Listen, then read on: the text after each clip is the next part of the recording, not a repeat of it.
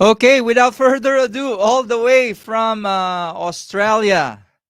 And congratulations to him for his new BB, baby. Please say magandang gabi in Tagalog. In Filipino, good evening is magandang gabi. Magandang gabi, Jeremy. Hey everyone. Sorry, I can't speak Filipino, but I can say g'day mate. How you going? From Sydney. Really appreciate it. Thanks, Joe Mark, for having me on. Super excited to be on, and hopefully you guys learned something today. And yeah, super exciting times. I did actually have my first baby just last week, so I've been doing changing diapers and feeding milk and all the daddy stuff. So yeah, a little bit tired, but yeah, super excited to be here. And hello to Once more, everyone. yep, once more, congratulations. Is it a boy or a girl? It's a girl. Sweet little angel. Awesome. I envy you. I have two daughters, but they're not be going to be with me this Christmas. Oh no. Blame the Super lockdowns, happy, eh? super happy for you, Thanks, Jeremy. bro.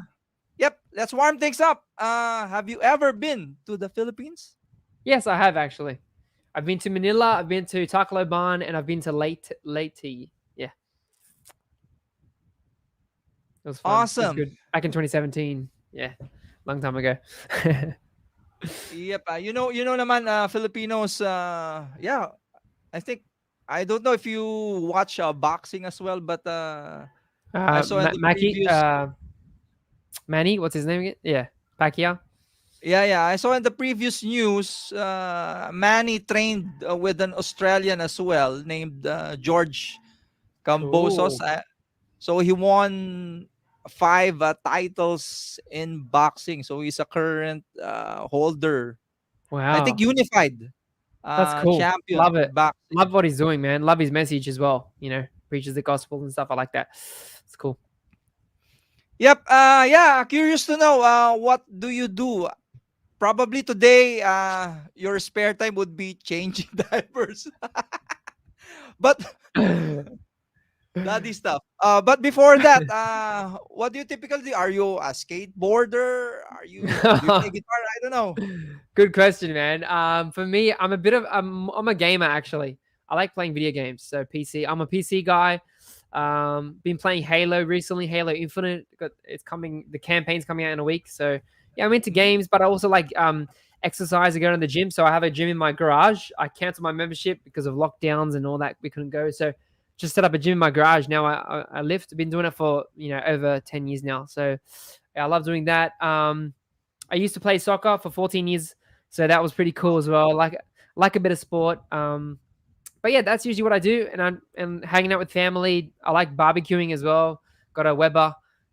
Like sizzling some steak. That's cool as well. So yeah, Yeah, curious to know where are you now? Where are you exactly in Australia? Are you in Sydney? yeah, Sydney, man, in the near the city, about 30 minutes from the city, so pretty close. Yeah, but I've been here all my life, so yeah, it's a great city to live. Awesome. Once more, for everyone, if you have comments and questions, feel free uh, to do that in the chat, to comment down. Please, let's make this as a conversation between all of us, not only between Jeremy Definitely. uh, and me. But honestly, yeah, actually, my first name is really Jeremiah. So on my childhood days, they Ah, used to call me Jeremy. So that's awesome. I think my mum wanted to call me Jeremiah or Jerome, but they just went for Jeremy for short, I think. Super cool, man. It's a great name. yep. Ah. Adding now your slides. So once more, feel free to encouraging everyone to ask questions. Let's make this conversational, not between me and Jeremy, but for everyone else. Yeah, Awesome. totally, guys. Yeah, feel free to ask questions, and any questions we can get to them during the presentation or at the end. That's totally cool. Hopefully, I don't go too long. I just kept it very simple. But yeah, I'm just gonna go through it, and yeah, hopefully you guys learn something. But yeah, cool. Ready to go? Yep. Beautiful. So, 7 steps to building a six-figure design business. Now, I did want to share a little bit about my journey, just so you guys get an idea or a picture of how I got here, because it's a journey. It doesn't happen overnight, right? So for me, I went to SAE. So I studied at SAE Institute. 2 years before that, I actually failed 2 design courses um, because I wasn't studying and I was still in a young mindset and I wasn't really focused. But then in 2014, went to SA Institute and got my Bachelor of Graphic Design, which was really cool. And you can see a photo of me there. That was from 2015. That was my little studio. I didn't have much equipment, just had my PC and my little corner. And I used to record videos and create freelance work and logos and stuff. But yeah, it all started from there. And part of my journey was that, it all started from, freelancing. I was always into design. I loved being creative. And my first program was like Photoshop, that was super cool. But as I grew, I really wanted to become a full-time designer, working on my own business and doing content as well, becoming a content creator. So that's the path that I took. And I started off with freelancing, and then I did a couple of internships in 2016. Then from there, I worked with agencies. So I got to work with like Telstra. I got to do the packaging for like Peters and Audi brands, which was pretty cool as well. Obviously, like I didn't own the copyrights. That was with the agencies, which was cool. And then 2018, got a part-time job whilst I was building my business as well on the side. And then eventually I quit in 2019 and just went full-time hard on my business at the end of 2019. And then now I'm working full-time, running my business, earning 6 figures, and I'm super blessed and thankful to be in this position. But yeah, so that's been my journey. It's been many, many years. And now I'm so thankful that, I'm a top teacher on Skillshare. I have 35,000 subscribers on YouTube. I've worked with clients all around the world. I get to work with a lot of brands these days. I'm doing a lot of branded content, which is really cool as well. And I love design, love creativity, and love just giving value and giving back to the community. So one of the key things that I've learned is that success leaves clues. That's what Jim Rohn said. So I want you to be encouraged by, what I'm telling you. You don't have to copy me, but focus and follow mentors in your life, other designers or other people you look up to, and follow their blueprints. So you don't have to make the same mistakes, because we want to save time. We have limited time. So if you can follow the clues and follow the blueprints, then it's going to make your journey a lot smoother, a lot faster, a lot better. Okay. So pay attention and always try and learn something. Because I'm always learning as well. Even, I'm at a higher level, but I'm always learning and I'm always investing in myself in books and courses and a whole bunch of things. So one thing I want to say is that there's no overnight success. So when someone tells you, yes, you can earn 100,000, or you can earn 10,000 for brand strategy and just, sell your thinking, it doesn't necessarily work like that. There's many factors, but there's no overnight success. It's a process, it's a journey, and it's a marathon. Okay. It's a step process. So I just want to really touch on the first step, which leads into it, is called mindset, right? We need to have a strong mindset, right? And not just any mindset, but we need to have a good image about who we are as a creative, as a designer. So who do you see yourself as? Do you see yourself just as some logo, some kid that does logos? Do you see yourself as a, problem solver? Really ask yourself the question, because to be honest, we're not freelancers, right?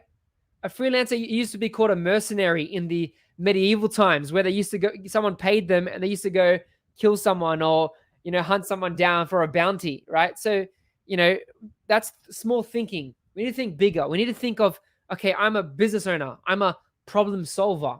I'm a creative architect. I build solutions for brands, for businesses. I help them get their message across and connect their product with their customer.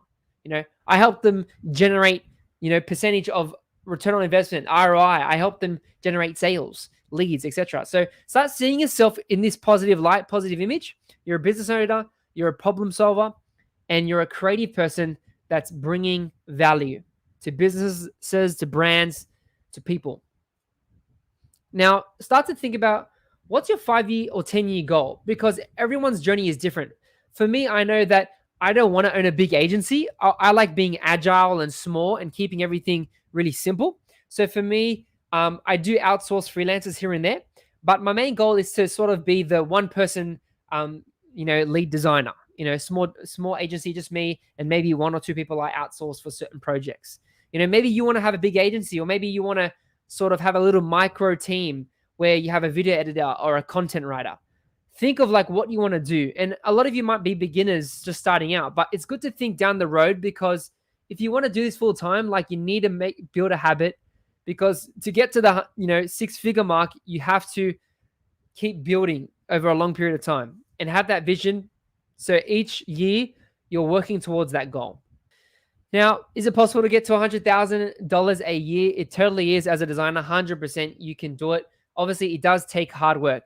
Just put it into perspective. It's all you need is 100 clients paying you $1,000 each. Or think about it like this: 10 clients paying you $10,000 each, and then you'll hit 100,000 in 1 year. It's totally doable. And it doesn't matter if you're from Philippines or whatever country you're from. It honestly doesn't matter. It's about your knowledge, about your tenacity, your drive, your creative ability, and how much work you put in, because anyone can do that. It's just a choice and a decision. And I hope that encourages you. So that's step number 1, is the mindset. You got to get this right. You got to believe. It's important. Now, number 2 is positioning. You need to position yourself as an expert in the market. If you just position yourself as a technician or just a freelancer who can do everything, a jack of all trades, you're not going to get noticed as much as other people, as experts, as people who are specialists, people who are positioned as a strong designer. I love this quote from David Breyer. He owns a design agency in the US. He says, if you don't give the market the story to talk about, they will define your brand story for you. So if you're not clear on your message, on who you are you a brand identity designer? Are you an illustrator? Are you a photographer? Are you a web designer? Do you just do WordPress websites? You need to really get clear on your message and who you're targeting, so you can craft that message. I know for me personally, like I target tech and digital brands. That's my sort of positioning. I'm also positioned as the illustrator tutorial guy, because I do tutorials on YouTube, and that's helped me become an expert in that brand identity logo space, because I teach on it, I talk about it, and I position myself in that space. So clients come to me for brand identity. They know that's my specialty. So get clear on what you want to do. And if you're beginning, it's okay. You can explore different pathways and different roads. That's totally fine if you're just starting out. Explore different things, try things out. But then eventually you have to come to a point where it's like, okay, I need to pick something that actually generates income, generates money, but also generates value to clients, and something that I can sustain over a long time, and something I enjoy. Like I enjoy designing logos and creating bold brands. It's just my thing. So get clear. Are you a designer? Are you a strategist? Are you a UI guy? Are you a website designer? Really try and find one and pick a few that overlap. So for example, I can do Webflow websites, and I can also do a full brand identity. So those two merge across. They overlap each other. So if you can find 2 or 3 things that overlap, that's the sweet spot you want to be in. So back to a few questions of gaining clarity. Ask yourself, who do you want to be? All right? What do you want to be known for? Because your reputation and what you're known for is going to help you attract those clients. Where do you want to be in the market? Do you want to be sort of a cheaper brand, or a premium agency, or a premium designer? And what brands do you want to work with? Like maybe you want to work for Disney, or do a Netflix logo or something, or maybe you want to work for Adobe. I don't know. If you want to work for those type of brands, you need to design brands and projects and case studies based around those type of brands. So clarity is better than confusion. Hopefully this is all making sense, and you guys are catching it. Now, one of the important things is your target audience. So you need to define what type of client are you going to focus on and select, okay? Because if you try to serve everyone, you end up serving no one.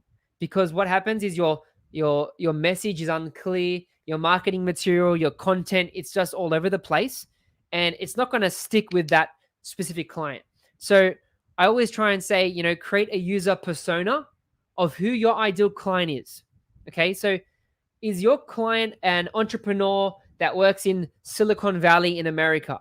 Okay, or maybe your client is the local coffee shop owner that lives in Manila, near the city or something. Do you know what I mean? Think of that person, create a persona of like their dreams, their desires, their fears, their interests, psychographics, demographics. Just keep it simple. You don't have to go too in depth. But I find having that clear on who I'm targeting is great, because then when I'm making like a video or making a carousel or Instagram, or when I'm making an ebook or something educational, I have that picture in my mind of, okay, this is who I'm targeting. I'm trying to get these type of clients, so I need to use their language, okay? And then what I typically do is go into their blogs and forums on Facebook or Quora or LinkedIn groups and start looking at how they speak. I start engaging in their realm, in their spaces, because it's going to help me craft my message. So then it can connect and relate with the clients I'm trying to talk to. So after you've got your positioning set, you know what you're doing, you know your target audience, the client you're aiming for, then you got to know your niche, okay? Niching down. So to niche or not to niche, as I said before, you can choose to be a jack of all trades or a specialist. I prefer being a multi-skilled specialist where I have like 2 or 3 core skills that overlap. I think that's really good. But don't try and do everything, because it's not going to work. When you focus and when you're laser focused, it's a lot better. You can charge higher rates, and it's going to be a lot better in the long run. Now, to niche down, there are 3 key areas you can niche down by. Location is number 1. So what you can do is actually focus on city, town, or a country. So maybe it's Philippines. Maybe it's you want to focus on clients in Australia, in Sydney. Maybe it's the USA in California or something like that. I don't know. You can focus on location. The second one is industry. So what industry do you want to focus on? Is it finance? Is it technology? Is it crypto? Is it NFTs? Is it food?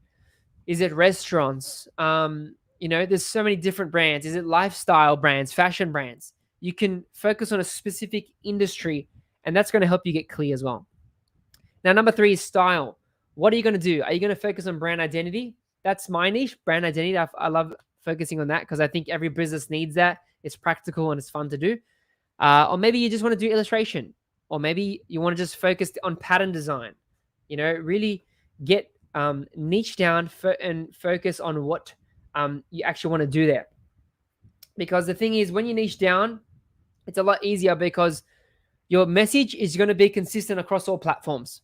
So you're going to have a cohesive message, and it's going to connect better, as I said before. And another thing as well is you can be more confident in your ability and your skills, because you know what clients you want. So you can always say no if it's not the right client.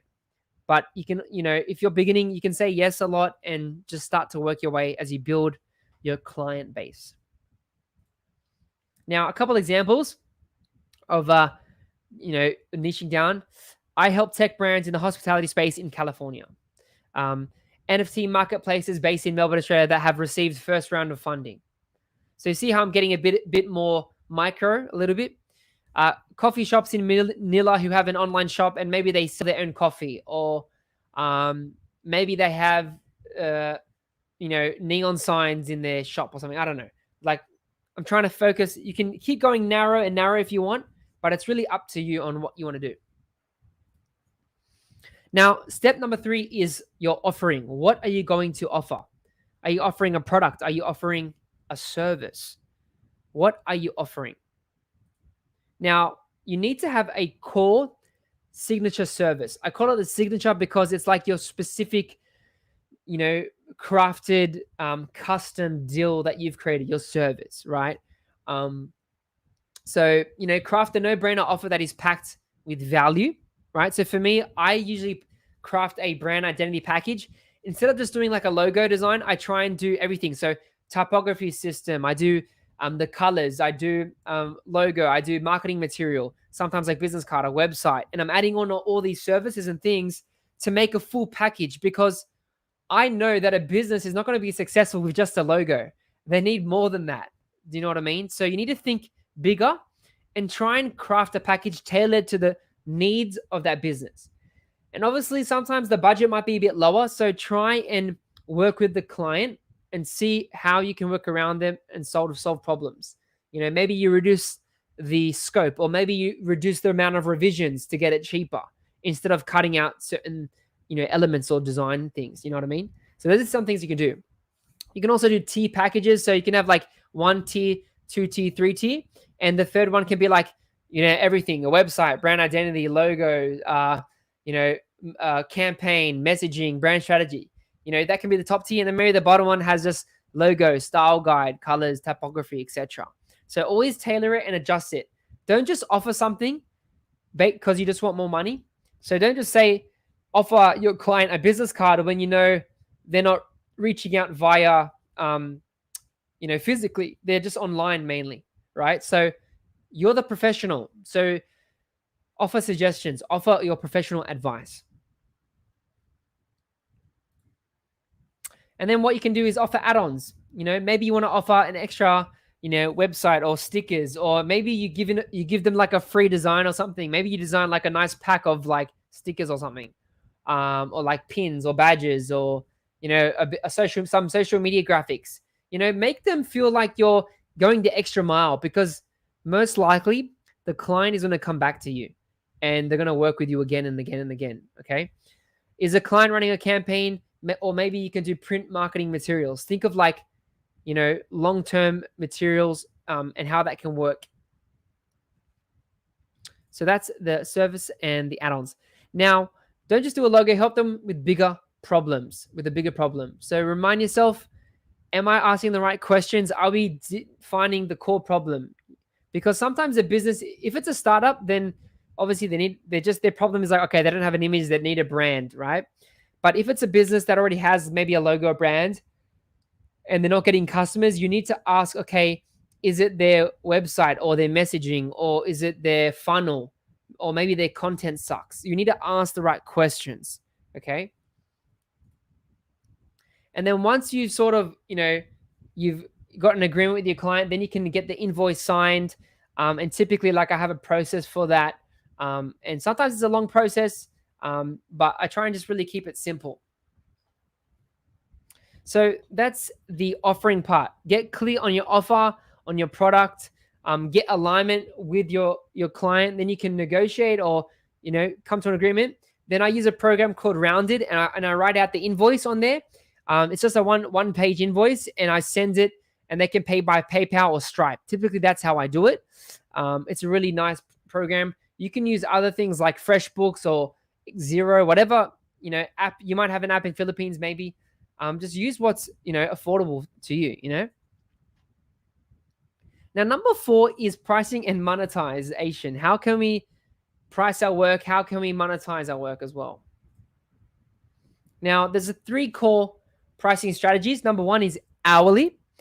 Number 2 is flat fee. And number 3 is value-based. You've probably heard this before, but it's good to recap. And I'll recommend my version. And I think flat fee is probably the best as a beginner to intermediate designer.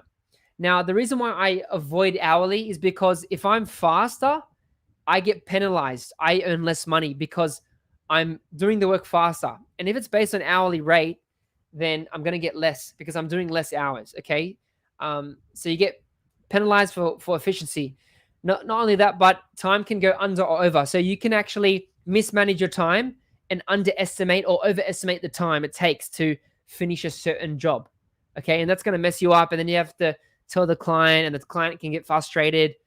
And sometimes you might forget to not track the time, and then the client thinks you're being disingenuous, and you can run into issues. So typically I avoid hourly. It's just not a good way to do it. But obviously, if you have a flat fee project, and maybe they want to add something on, then maybe you can do hourly rate after you've already done like a flat fee based thing. So flat fee is better because it's easy to execute, because you just give one fee. So for example, you tell the client it's going to cost $2,000, right?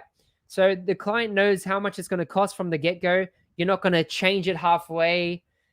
It's also easy to manage milestones. So if you have a milestone up front, after maybe you got one, they pay after the strategy and then pay after the first logo design or whatever it is, you can set those milestones really easily.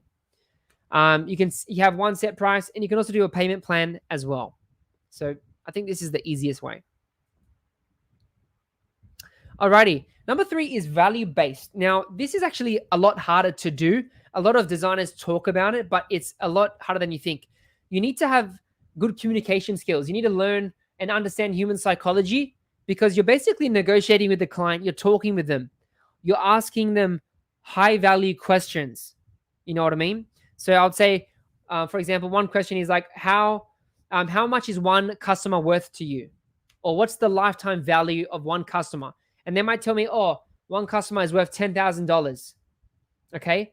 So then if I say, hey, what if I can help you through a brand identity get 10 customers in 1 month or this year, whatever. Okay. That means I'm potentially earning you $100,000 in your business because you just told me that a customer lifetime value or a customer is worth to you is $10,000 because they might spend that over time, right? So then they will agree in saying, yes, that's correct. Okay. And then basically I can say, so if I were to charge you 10% of $100,000, say $10,000, would that be okay? And then that, sometimes they might say, yeah, that sounds fair. Or they might be reluctant if maybe it's a smaller business. If it's a one-person business, they don't have much savings. They might be like, oh, it might be too much, Or you could say, what if I charge you 5% of 100,000? That's only 5,000. So that's sort of how value-based works. It's about the communication, the asking the deeper questions and getting to the root problem and making them think deeper. It also, you need to understand business as well. Like, you can learn all these skills. I'm not saying go buy courses on this stuff, but you can read a couple books. That's really good. Like Win Without Pitching is really good by Blair Enns. Also, David Douglas has a cool book called Brand Strategy and The Business of Design. Really good book. So those are two recommendations, I'd say. All right. Now, the second part, that's the pricing part. So once I do flat fee pricing for my projects, it works every time. But then there's the second part of earning money. So how do I earn, $8,000 to $10,000 a month to get to the $100,000? I have multiple income streams. So I don't put my eggs all in one basket, because if you put your eggs in all in one basket and the basket breaks, you lose all your eggs, right? So the principle is build multiple streams of income. Don't just have one type of client, okay? You need to have other things. And I want to give you some ideas of what you can actually do for that. So some of my streams that I have is that I have investment in stocks. I've got some in crypto. I create template packs in my shop. So brand identity templates, style guides, mock-up packs, logo packs, texture packs, stuff like that.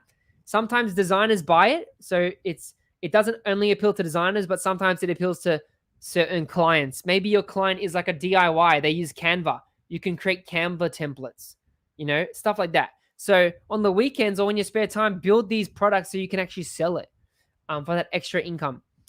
You can do courses. Obviously, if you're beginning, you can maybe do it later down the track, but it's just a good idea. I get money from YouTube AdSense. I also do brand deals for different brands, like I promote on YouTube or Instagram. I work with brand identity clients, so doing logo and brand identities and strategy for clients. I do affiliate deals, sponsors, coaching, and Mura Academy as well. So those are a lot of ideas for some streams. These are personally what I use. And you can get into some of these. So, for example, you can start doing template packs. You can also start doing affiliates straight away. A lot of the times you can just sign up on a website. So if you go design cuts or like free pick, go down the bottom of the website, you'll see affiliate. You can just sign up as long as you have, I think, PayPal or Payoneer. You can get 20% commission when you refer people. So it's really a simple way to actually get some more income, okay? Instead of just focusing on clients. But if you want to focus on clients, then you need to build a sales funnel and, build a content funnel as well that's going to bring in clients. Now, number 5 is one of the most important ones, is process and systems. Okay, process and systems. Without systems, your business is going to fail. You need to have systems in place that are going to help you with efficiency, to help things run smoothly, right? And for me, I know that I've built my processes and systems from experience because I've done it so many times. I've worked with clients, I've done brand deals. So now I know how things work step by step. Okay, so if you don't have a process right now, I want you to write down step by step how you work with a client. If you don't have clients, then how you work on a project, for example, maybe a fake project or a concept project. Okay, write down those steps because they are going to help you. Okay, you need to have a signature design process that you don't mess with. So for me, what I've learned is that every time I work with a client, if my process is the same, I get the same quality results with each client every time because I'm applying the same process, right? And for me, it's amazing because, when I stick to it, I know what I'm doing. I have clarity, I have confidence, and I know I'm going to give the best result I can for my client when I'm designing, when I'm creating, all those things. Okay. So this is my 7-step process on my brand identity process, my core essential process. All right. It's pretty simple. I start off with a discovery call initial call. Once we come to agreement and I send the invoice and we're all good, we figure out the scope, the timeline, all that stuff. Then we go into discovery call. That can be 3 hours long. I take them through my framework and then I go through stylescapes. I have tutorials on my YouTube channel. You guys can check that out on how to create those. Excuse me. Number 4 is I go into the logo design. Then the touch points is like creating marketing materials or brand identity, like the extension part. So, going into, colors, the typography, designing business card, if it's a website or maybe it's a booklet, a brochure, whatever it is, I start designing those things. Number 6 is production. So get ready for print or getting ready for launching a campaign or whatever we're doing. And then number 7 is delivery. So I deliver on Dropbox and I have like all these folders with the client name, the date. Then I have like the assets. Each folder is numbered. So I'll do like 01 underscore, and then I put everything nice and neat because you have to be organized as a designer, guys. Stop doing the underscore final dash final version 3 or whatever. That's like bad. Try and be organized, especially when you're giving files to clients. And one of the cool things that I've learned is that do a 1 hour training, or it can be less. It can be 10 minutes, 5 minutes, on how to use the assets. So when you deliver, do a training, a recording, use a free software called Loom, and show the client how they can use the files. So they're going to understand how to use it, and then they're going to feel like left out. And here's just another version of how I break it down. So initial contact consult, 50% deposit I take up front. Then I go through stylescapes, revisions, then touch points, production, delivery. Then the final call, I have one call at the end and I say, hey, how was everything? How was the process? I then get a review from them that I could put on my Google, which is really good for social proof and referrals. So always ask for a testimonial all the time, every time you do work with the client. Then what I do is I take all the images I design, I just save them as like 1080 pixels by 1920, put them on my website as a case study or on Behance, and as a case study. And that's really good for future getting more clients.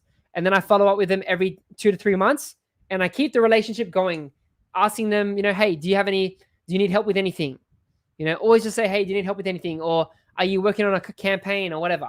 And that's going to allow your client to message you back and say, hey, yeah, I need a logo for this new project, or I need something for another project, etc. So I hope that's pretty clear.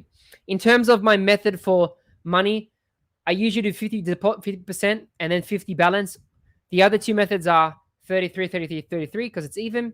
You can also do milestones. So always take a deposit. Don't, always take cash. Don't just work on empty promises because that's just not a way to run your business.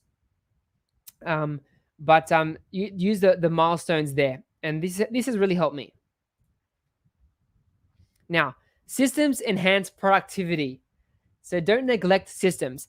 Now, some of the apps I recommend are the CRM apps. Now, CRM is a customer relationship management app or client relationship management app.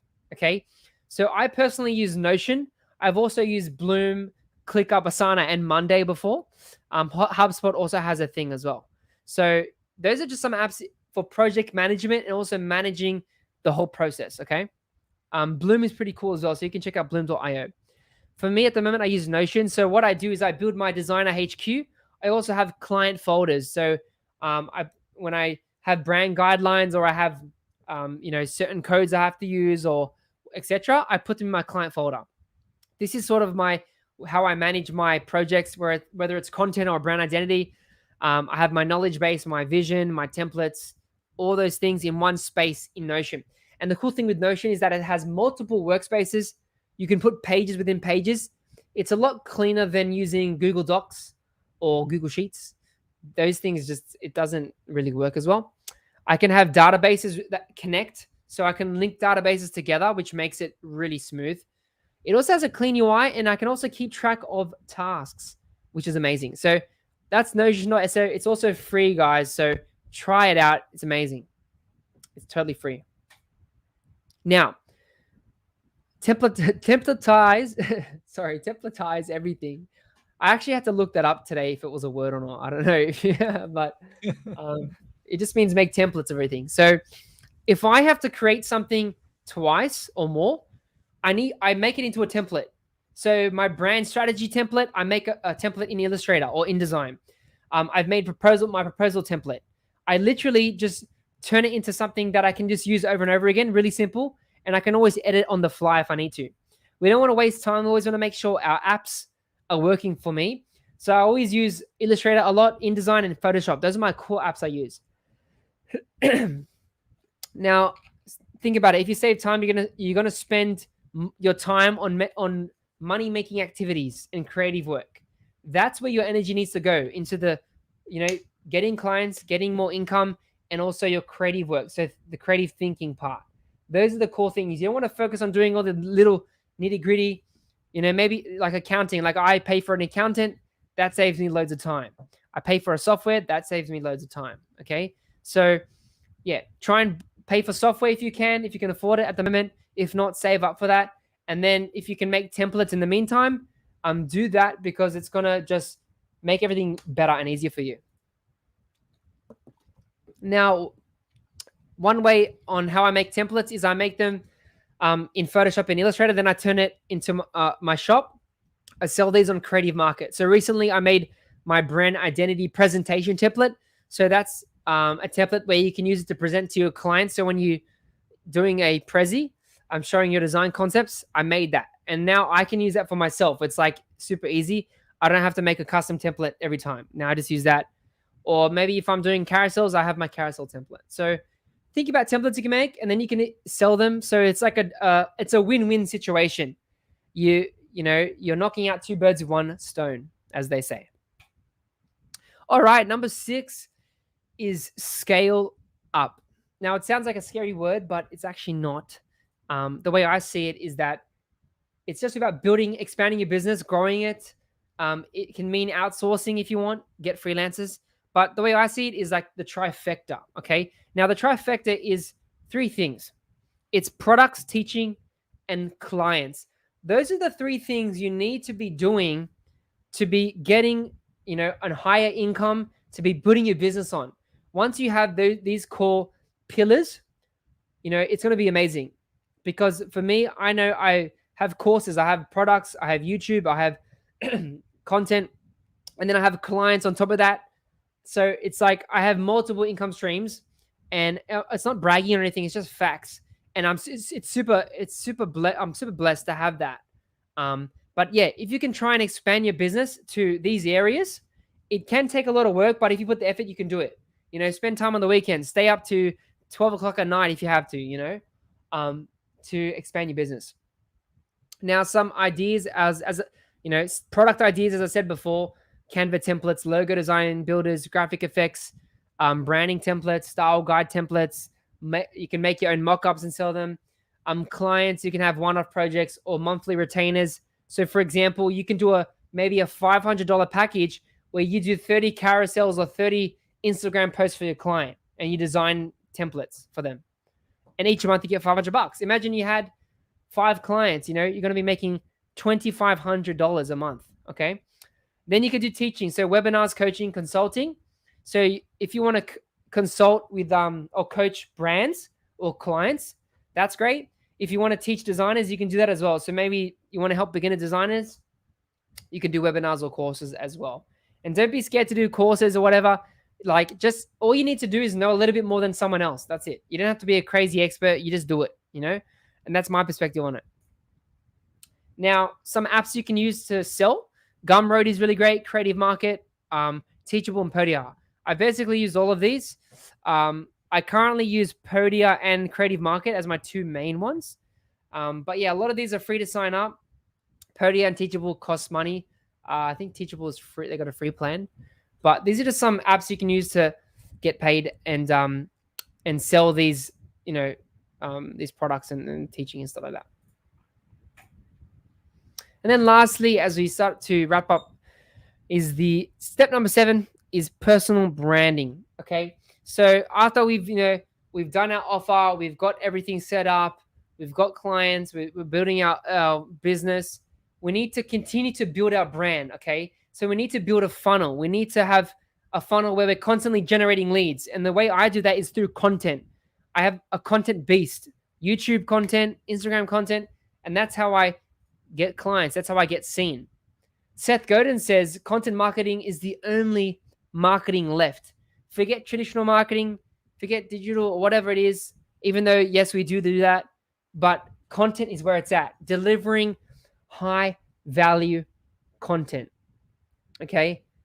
No matter if it's in the form of teaching branding tips, design tips, it's okay. Focus on the client, and designers will follow you anyway as well on top of that. So don't worry about the designers, but if you focus on clients, you can do that. Because a solid brand attracts clients, but a better brand builds a tribe and builds an audience. Okay. So what I've learned is that you want to build a community. Okay. And so as you develop and build content and create evergreen content, it's going to benefit you in the long run, because it's going to be, when you sleep at night, your content is working for you on social media, because there's always people online looking online for, business ideas, for designers, for creatives, because they have projects going on. So you want to make sure that your content is online and you have a presence online. It's very important. Now, for someone to buy from you and for someone to, for your personal brand to be strong, they need to know, like, and trust you. So number 1 is people need to know you. So how can people get to know you? Can you do it through content, a newsletter, email list? Can you do it through, sponsorships or collabs, etc.? Can you create content? So start to think of ideas of what you can talk about. Number 2 is you need to have likability. How can you increase your likability? Maybe you can be yourself, be more yourself, or, make more jokes, or be friendly, be positive, speak positive words. Don't speak negativity and toxic. Don't be toxic. Just be yourself, be genuine, be vulnerable if you have to, People like that, because we're in the business of people to people, not business to business. It's P2P, guys. So we've got to be conscious of that. We're dealing with real people here. So just be yourself. And then thirdly is trust. How can you build higher levels of trust with your clients, in the conversations you're having? Can I be more professional? Can I speak clearer or better? Can I improve my English? Maybe I need to take lessons. I don't know how good your English is. Can I have a better process? Can I have nice designed a brand on my social media? Start to ask these questions. I think it's important. And when you think of your brand, think of how can I add value? And you add value by educating and entertaining. Educate times entertain. Okay. And you don't have to be a comedian. You don't have to be crazy funny. But all you have to do is just educate, to teach, to share, and document what you know. There's an awesome book by Austin Kleon. It's called Show Your Work. Amazing book. I recommend reading it. But he does talk about showing your work and how to be confident and all that stuff in just sharing your design, sharing your creativity. And yeah, so when you do this, it's going to, help you build your brand. And this is sort of how I do it. This is my funnel of how I generate clients. Clients come to me. I don't really have to look for them. I'm super blessed and thankful to God that I'm able to do that and get clients coming to me, which is cool. But I create videos. I do podcasts. I do, what I'm doing now. I'm teaching on this show right now for you guys, okay? And that's generating awareness. It's generating opportunities for me. You need to create your own opportunities, okay? So sometimes I don't really do ads. I try and do everything organic. Conferences, online conferences I do, influencer marketing, YouTube videos, Instagram carousels. And then what I do is I bring those people go to my website and they sign up for my free ebook on my website, and then I get them into my email list, and that helps me stay in touch with those people. Then I have sequences that are automated, which help me sell my services or sell my products. That's really cool. And then they eventually buy from me, and yeah, they buy from me and I offer a product or my service, a brand identity. Sometimes, a lot of the times, people just DM me on Instagram now, or WhatsApp. It's really simple. I have a lot of referrals as well, so those are the main ways I get more business. But yeah, content is the game. That's build your personal brand, build your online presence. Don't be shy. You only overcome by taking action. It's the only way to overcome and improve. So that's basically it for the slides. Really, hopefully you learned something. Hopefully it was practical. But yeah, try to keep it simple. I know it's a lot of information. But yeah, thanks so much. Happy to take on questions now. Okay, hoping you learned a lot. uh, everyone, you learned a lot from that. Yep. So once more, thank you so much, Jeremy, and congratulations. Okay. All right, questions. Should we? Questions. While it's still free, guys, encouraging everyone to ask questions. Probably first question is from our dearest students. Any tips for fresh graduates on how to start their careers, and also to those who are planning to start their own business? Mm, cool. So what I as I was talking before, like try and get clear on what you want to do, whether it's brand identity, illustration, web design, UI, etc. But pay attention to the market, because what's happening right now is that everything's shifting to digital NFTs, crypto, AR, VR, metaverse. The tech space is going to be booming. So, and then the content space is going to be booming as well. So, if you can position yourself in those spaces, I think that's important. Um, not only that, but yeah, if you can invest in like a community or memberships or courses and stuff that can help you benefit you, then that's great. Like focus on your craft, get confident in your design skills, and then start just message your aunties and uncles and your friends, and like connect with other designers, because they can send you jobs as well. And it's all about relationships. That's all it's all about, relationships. And it's going to make opportunities for you, but you have to be proactive about it. Okay. So once focus on your craft, connect with others, and yeah, if ask other designers for work if you have to. But yeah, if you have to do concept projects, then start just doing fake projects. That's totally fine, but make it feel real. Don't say it's a fake project. Just say, hey, like redesign Netflix, or redesign maybe a local business that just redesign it for free, and then say, hey, I did this, and then that could lead to them hiring you, or someone else, etc. So hopefully that gives you ideas. But yeah, have patience, man, and you can do it. But yeah, start to think of like ways of like how you're going to systemize everything. You like plan things, but don't get analysis paralysis. Just take action and just learn as you go. Just start anyway. Just start now. Like, don't wait. Yep. Curious to know, when did you start doing YouTube seriously, Jeremy? So I started in December 2015. So I've done it for 6 years now.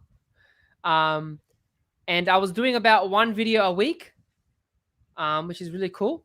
So, but I did miss a few weeks, like during the early years, 2016, 2017, stuff like that. At the moment, I currently have over 400 videos though.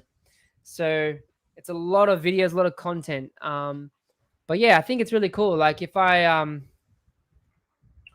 show you my analytics if you guys want to see it really quick, just to show like the potential of what can happen with YouTube. If I just go share my screen, is this So gonna work? uh, Uh, you're still sharing your slide. I'm going to remove this. Okay, seeing your screen now. can you see this? Yep. YouTube. Yeah. So this is my currently like some stats, so you can see how much money I'm earning from YouTube, which is amazing. Like I'm super blessed and thankful, and I'm just showing you guys this because it took me 6 years to get here. Right? Obviously, it takes hard work, belief, and faith. But you can see, some of the analytics here. The people I'm reaching, the views, and it's taken me 6 years to get to this point. But yeah, I'm super thankful that I stuck with it and I didn't give up. And let's just see if I go to audience, overview, reach. It's kind of lagging right now, but Yeah, but you get the point. That's just some of the stats that I'm hitting, and yeah. Yep. So if it's you're around the 400, what do you think probably is the video to reach 1 million? Well, I'm curious to know. Any thoughts Good on that? question. Is it like 1 million views or 1 million subs? 1 million subs. How much Your video con- would that? Uh, or typically the top 5% or top 10%. A lot some the people who haven't gone viral. Some have like thousand, like over 1,000 videos. Some people who've have, but mm, there's other people that had a couple viral videos that got a couple million views, and that boosted significantly the channel by a couple 100,000 subs. Um, So the thing is, sometimes it takes 6 months or even 9 months for a video to hit the algorithm.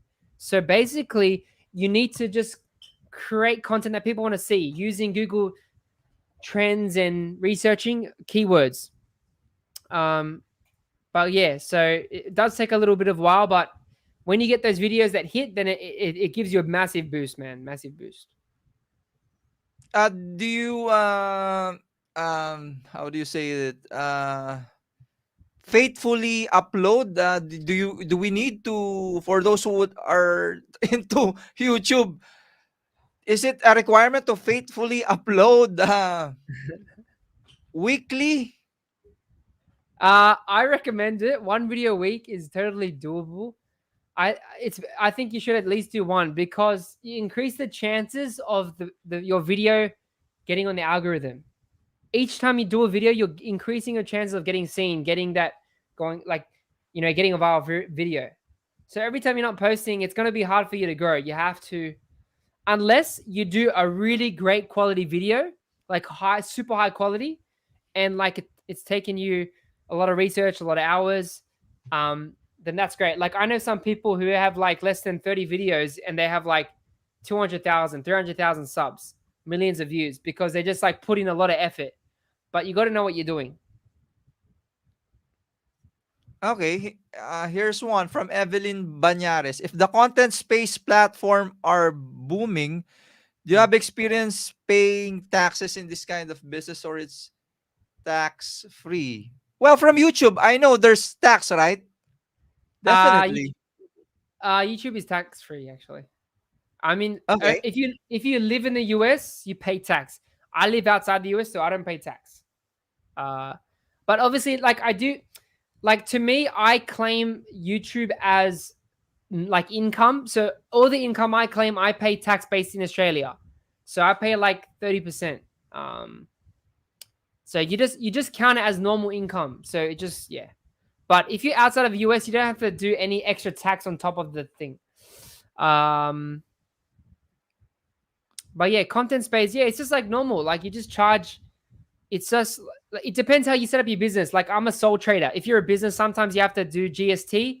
So if I earn over 75,000, I have to charge GST, which is 10%. If I work with Australian businesses, because I work with overseas brands, a lot of times I don't charge extra 10% or anything because the government's not taking tax off those projects. Make sense?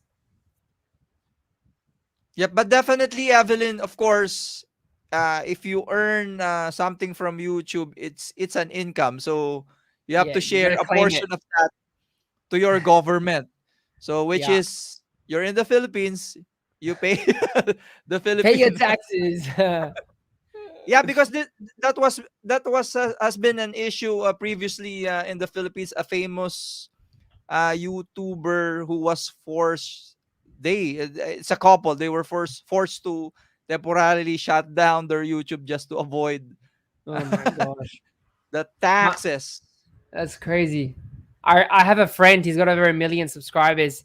He told me he was like he switched his business model or whatever, and then he owed like $80,000 in tax or something because he was Yeah, earning actually, he was earning like yeah, a it's mil. and yep, Nice. and now actually here in the Philippines, the government are giving a bounty if you can What a report bounty! Bounty? a content creator who's earning a lot and not paying Come on, taxes. man. That's not right. Taxes help people to an extent. Okay, another question. Yeah, your tips on creating courses in Skillshare. Yep. What do you want to know? It's just generic. Creating courses. Yeah, it's really simple. Anyone can do it. You don't need to be a special teacher or anything. You just go on, sign up for an account, and create a class. Obviously, there's some guidelines, like just community guidelines on how you have to do the like cover image and trailer and like the length. Usually, people do 30 minutes to 60-minute classes, short classes. So you can teach if you have a certain technique or skill, maybe in Photoshop or Illustrator. You can teach that in a little class, and that can generate some income. My first paycheck was $50. No, yeah, 30 or $50, something like that. Now it's a lot more than that. It's in the thousands, but it took time to build up. It takes time, but yeah, you can just create a course, and yeah, just like I use Notion, I plan everything out. I set an outline. I listen to my community, see what they need, what they want, and I do record. I have a Sony camera here. I record that. I got my lights and everything, and yeah, you just be organized with it. Try and create a topic based on your strengths, something you know really good, so you can teach it and be confident in the camera. And yeah, create an outline, make it valuable but also practical. So that's I what I would think, say to that. yeah. I think one of the additional questions with regards to course creation are the minimum equipment. Any tips on that who are planning to do courses as well? Yeah, Equipment like like you can use a phone if you mic, want. Yeah, look, you can use a phone if you want, with a tripod. Like I got this little tripod here. It cost me $15 on Amazon. Um, for a mic, I recommend getting a Rode mic. They're affordable. They're not that expensive. So don't get the Blue Yeti. Don't get that one. Get the Rode Mini Studio or the Rode NT USB or the Rode Lav mic. Those are all within the $50 to a $200 range. Okay, that would be perfect. What else? Camera, you can just use your phone if it's good enough, or you can get maybe something like a 600. I like Sony personally. Just get small DSLR. You can even get if you're into like vlogging, you can get the Sony ZV-1. It's really V1. cool. It flips out. And it shoots 1080p, so I can put this on my little tripod and just like record myself with that as well. I'd probably put a better mic on it because the default is not the best. But basically that's it. And then if you want to record your screen, you can use Loom. I use Camtasia to record my screen. Then I edit everything in Premiere Pro. Yep, I saw someone asking about screen capture. Jeremy already mentioned Yeah, Camtasia Camtasia uh, and Loom. Yep. and Loom. Uh, from Evelyn, what's the turning point that you feel like you need to scale up the business? Turning point. When you feel like you're overwhelmed. So if you're someone that's wants to scale up in like outsource and get freelancers, it's overwhelmed. So you're too busy. You can't get everything done in one day. You feel frustrated, and there's too many tasks to do. Like for me, I've got so many things going on YouTube, Instagram, Skillshare, Mura Academy, so much stuff. So sometimes I hire freelancers. So yeah, overwhelm. If you're The other situation is if you're not getting like high paying clients, you need to figure out. You have to start making other sources of income, as I said before. So try and get out of that just clients and find other ways of making money, or even getting a part-time job, like a couple days a week, and just use that money, invest it back into your business, and build the business. Okay, I think that's like some of the best advice that I've got on that. Awesome. NFT is gaining popularity. Your thoughts NFT. on that Wow, NFT? NFTs, mate. Oh my gosh. I just saw the other day someone bought a yacht for 600 million or thousand. I don't Woo! Yeah, I don't know, bro. It's for a picture. Like, it doesn't make sense. I personally think Really? I think I like the idea because it's giving opportunities to artists and digital artists. And I want the digital arts people, the scene, the community to be paid, right? I want people to make Yeah. money, right? Which is great. That's great. I love that about it. But the whole, I don't understand the whole, like, obviously I understand it, like, you're buying a license and it's exclusive rights to this image and everything's going to the metaverse and all that. But I personally don't think it's a good investment, like, to buy stuff. In my opinion, it's because it's not an ad. It's not really an asset if you think about it. But I don't know. It's just my opinion. Everyone's got their own opinion. And then also people talk about the energy about it. It costs a lot of space and hard Yeah. drives and servers to run. Um, so yeah, that's my thoughts. What about you? NFT. it's NFT, it's it's NFT. initially gaining popularity here, but here in the Philippines, not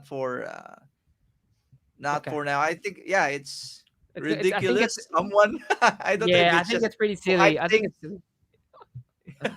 Buy a JPEG, $100,000 of a piece of art. Yeah, and gifts.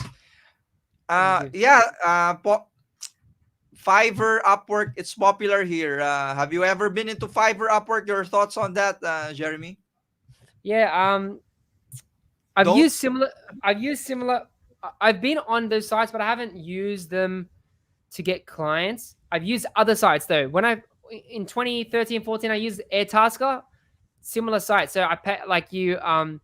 There's a whole bunch of jobs, and then you bid, and then you get selected, and then So basically, I started off doing $30 jobs when I was young, and then I got up to like 500, $600 jobs.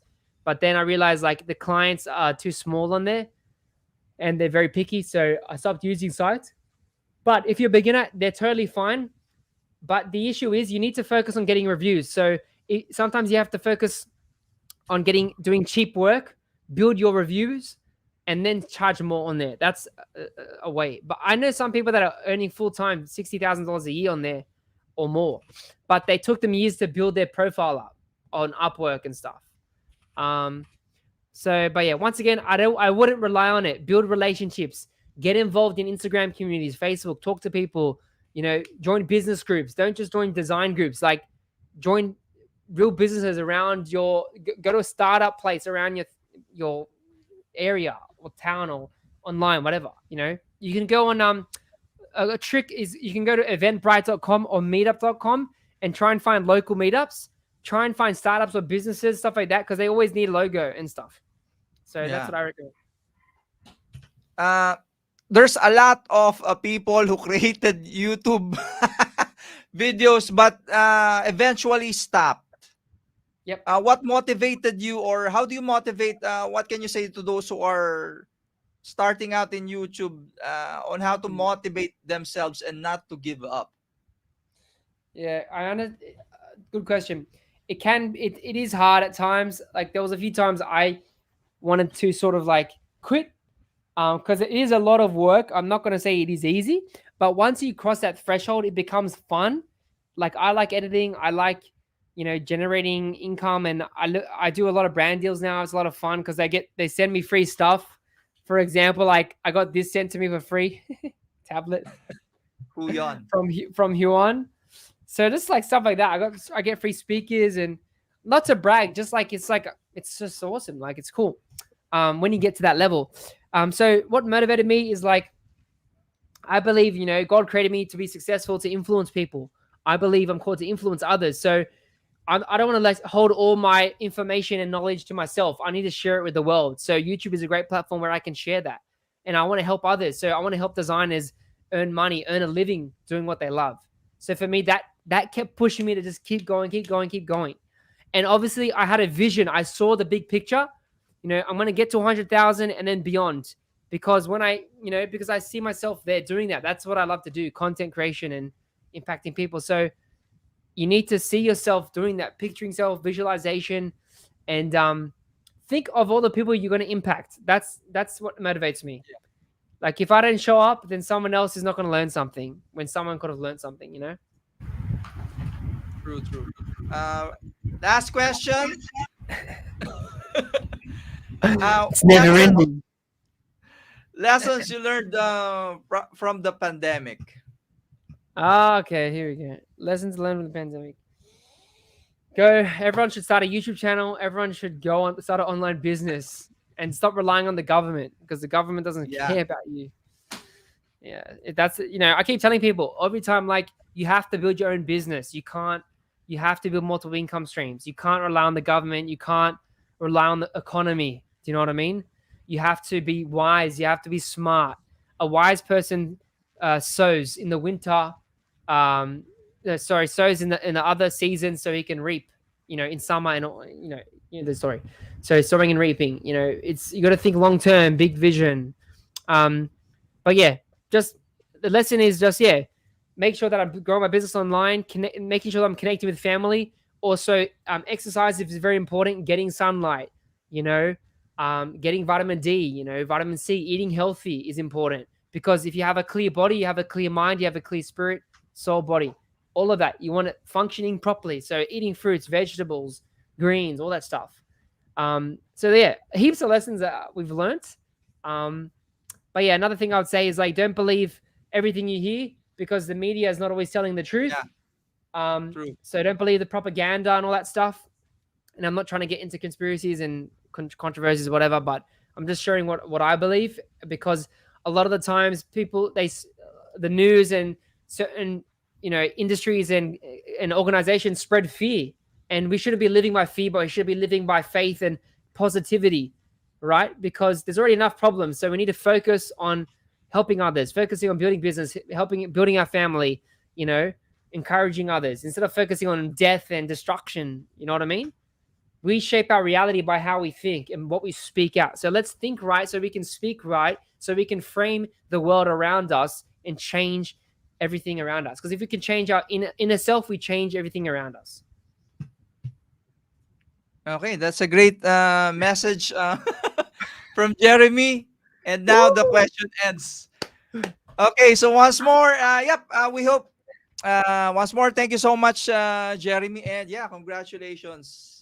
You're now a Thanks, man. father. It's a big responsibility, I and seeing know. the children makes you sometimes wonder you're getting old. So when you have a child, it makes time go Go faster.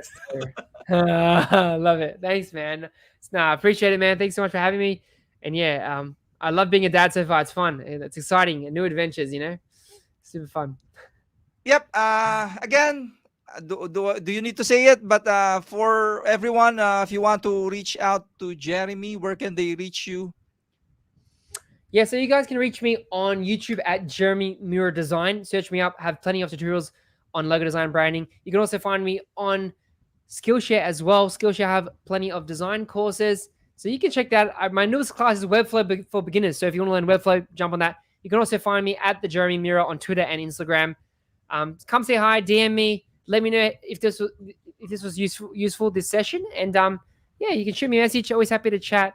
And yeah, thanks so much for listening. Appreciate your time, and hopefully everyone in the Philippines is doing well. And yeah, love you guys. Appreciate you. Thanks so much. Yep.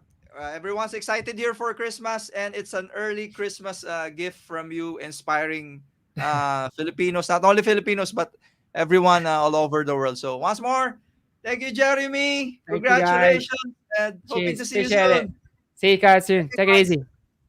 Of course, don't forget to join our communities, Adobe Community Philippines, Adobe Educators Philippines, Digital Creatives Philippines, to our friends there, Autodesk Community Philippines.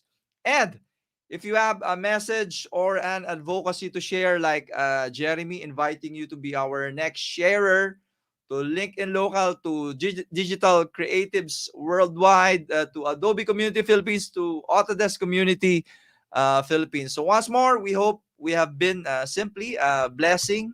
Okay, we hope we have been helpful, and we hope we have inspired you. So once more, tulong-tulong po, and maraming salamat, and good evening, everyone. Thank you.